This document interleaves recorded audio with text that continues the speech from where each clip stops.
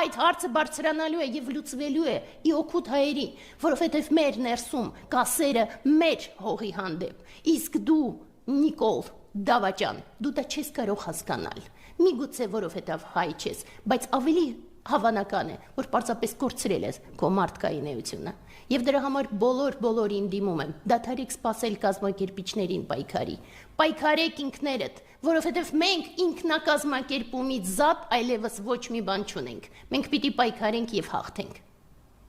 Երևի Տիկին Մալաջյանը ծամոթ եք լսել եք